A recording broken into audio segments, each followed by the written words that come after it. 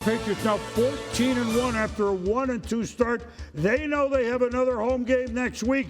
Mike Vrabel's defense, well, kind of like the one he used to play on. They surrendered 3 points.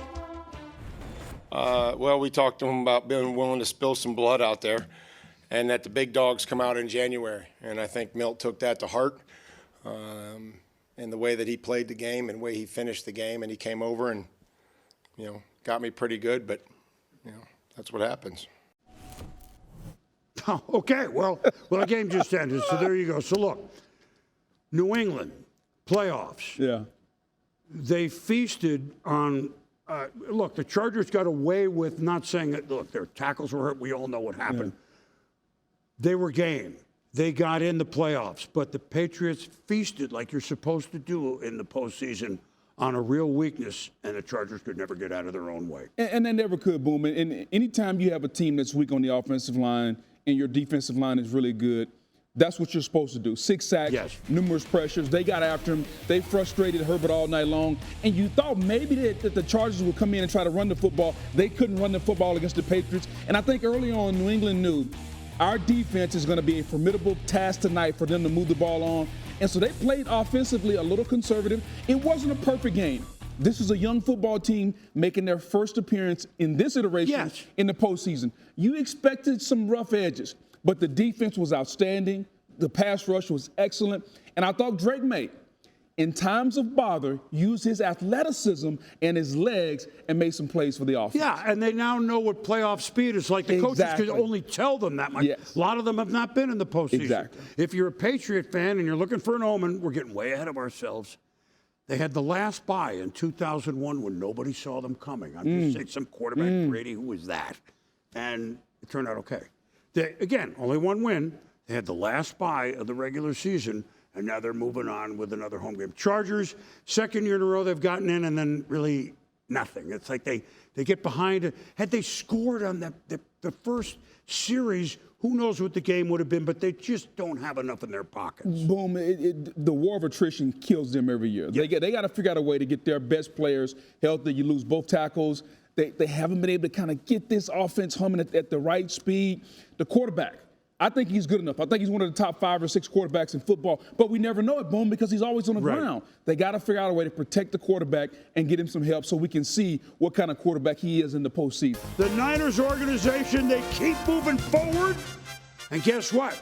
They're moving forward to another road game as the 6th seed, 23-19, knocking out the Eagles.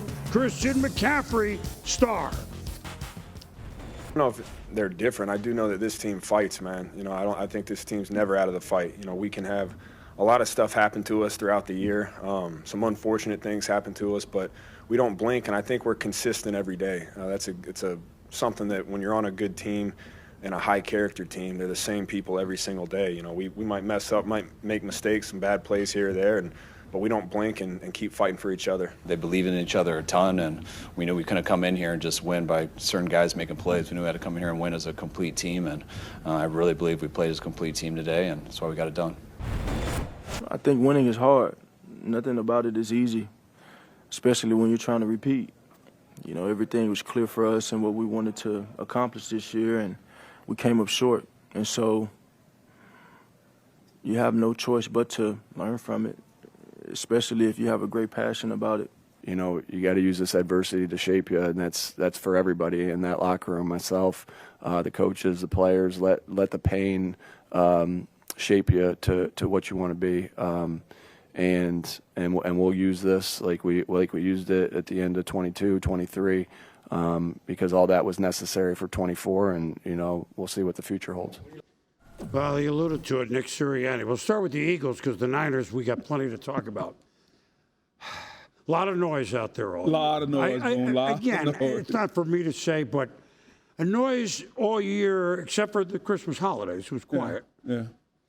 It kind of, when Wednesdays, it's like you're playing another game. I don't know. It's almost like they had a 24-game season. That's not to knock what, because the Eagles had the ball for 36 minutes, a lot of field goals, a lot of big plays not made.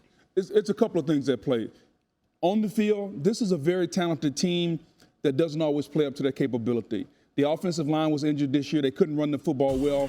The quarterback didn't play at his A game throwing the football, and the wide receivers got frustrated. So you saw a lot of bickering back and forth. Off the field, boom. I just have, as a guy who's been in locker rooms, I wonder if they like each other, because there's always been this back and forth between everybody's worried about who gets the credit. You got one guy reading a book on the sideline. I got to have a press conference. Do you want to be here? Do you not want to be here? What's going on with the quarterback? What about the play caller? It seems like a band of misfit toys that they're very talented, but when it comes to being a team, they're not a team. And it finally showed this season. They were a better football team than the 49ers. There's no way they're supposed to lose to the 49ers, but they did. And I think they're going to have to answer for that starting whenever General Manager Howie Roseman looks at how do I build this team.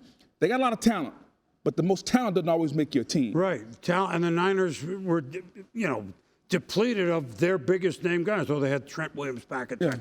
So after these Eagles got to the 2 Super Bowls, the next year they laid an egg in the playoffs. It's just the way it is. Yeah. Hard to repeat. We get it. Very hard. But meanwhile, the San Francisco 49ers, one after one get knocked out.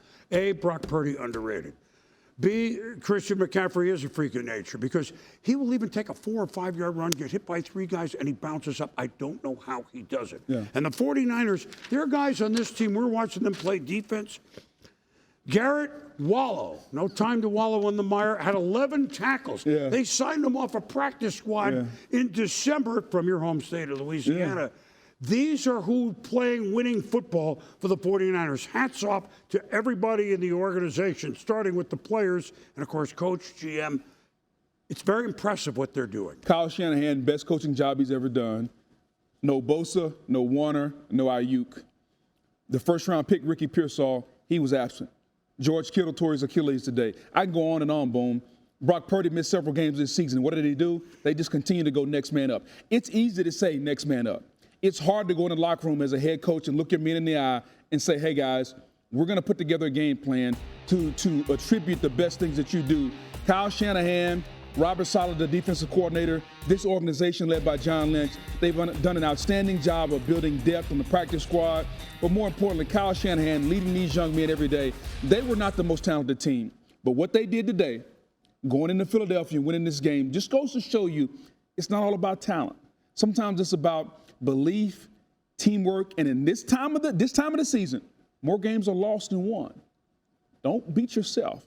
Make the plays when they can, and I thought the 49ers did a good job of that. No, they did an outstanding job. And this note, I love this. Chuck E. Cheese in our research department have given this to me. So Juwan Jennings, who threw a touchdown to the Super Bowl, obviously a non-quarterback, and now has thrown a second touchdown pass in the playoffs. Yeah. Only happened once before.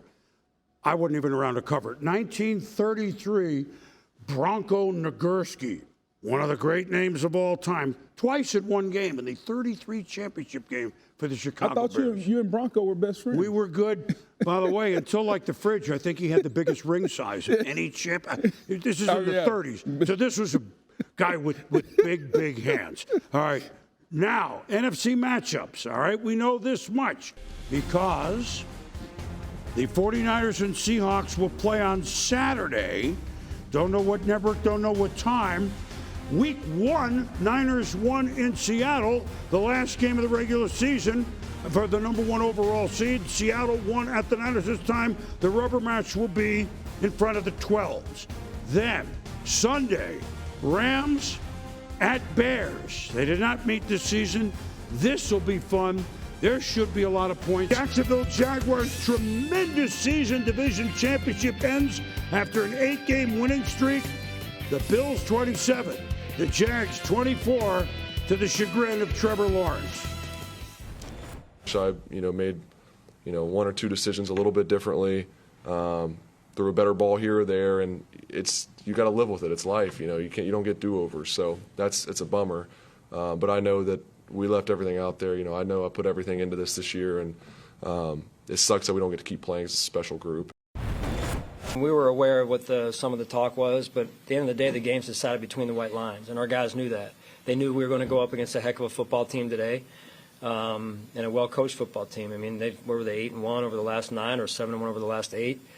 and pretty healthy team overall. So, which we've been battling through injuries really the entirety of the season. So, our guy, including today, I thought the offense in the second half was really good, and the defense made the stop at the end to get us the win. We talk a lot about trying to be a closer, closing out the game in those situations. We feel like we thrive in those situations, and that we're the most prepared team in those, and being able to go out and close was huge. We feel like we've been in situations like this, and now every game presents itself in a different way. But to understand the moment, to not ride the wave, again, that was stuff that we've learned throughout the entire season. We were able to utilize that and use it today. So, Bills have to do it on the road. First road win for this group, although, you know, a couple of those losses to Kansas City, you're going to put on them? No, not really. Last Bills road win playoffs, 92 championship game, Jim Kelly over Dan Marino at Miami. We were together, but we were texting in the first game. I want to read what I texted you when the Bills got the ball with 4 or 3:50 or 4:05. Quote, like we knew 3 hours ago, Boog, it comes down to Superman in crunch time. Are we shocked? Boom. It's amazing how you knew it.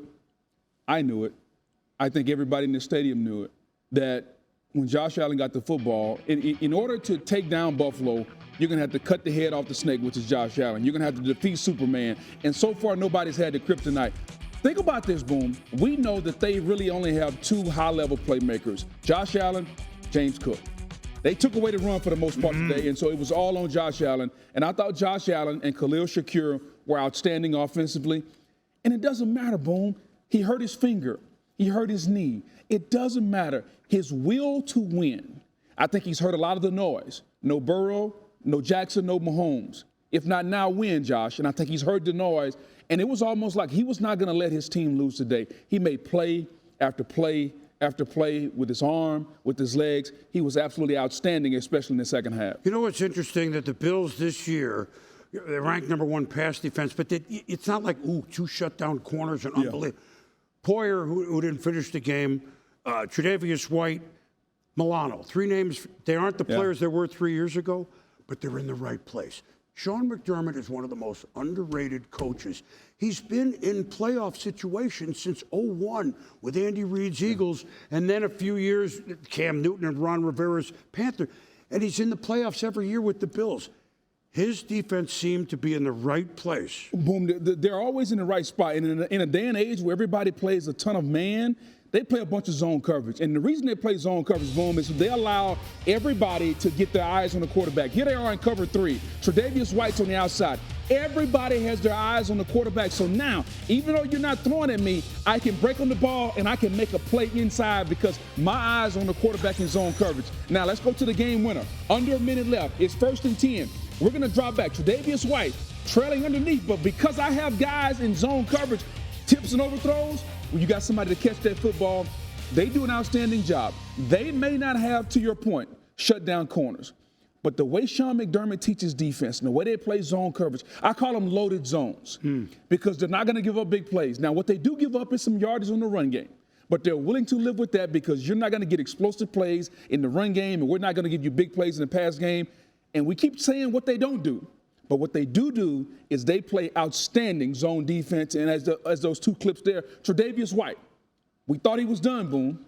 He's back. And he's playing as good a football as he's ever played because they're using him the right way. Interesting. The New England win that they had in December and this were the best 2 games he's had in 3 years. Yes.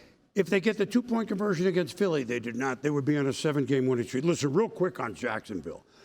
The stage was not too big for them. Correct. This team is not going anywhere. Trevor Lawrence and the Liam Cohen, that staff, they're playing with a confidence. And their defense, they may not get all those turnovers next year, but they've got a lot of #1 run defense in football. They did not. I thought both teams played a divisional or championship level game today. It was high-level football. And in a game like this, the difference is in the margins. And the margins for Jacksonville were on the offensive line, and they got to get better secondary play. Trevor Lawrence took a step forward this year. Liam Cohen brought him a step forward. Now you build on that going to next season. They got a lot to be proud of on Florida's first coach, that's for sure. Divisional matchups, AFC, with New England winning. So now you know that on Saturday, the Buffalo Bills will be at Denver. They played in a wild card game last year in Buffalo. Denver scored right away, and the stage was a little bit different. Now the Bills are wild card, and Denver is at home. And then the winner of the Houston-Pittsburgh game tomorrow night here on Monday Night Football will be at New England, and that'll be a Sunday game.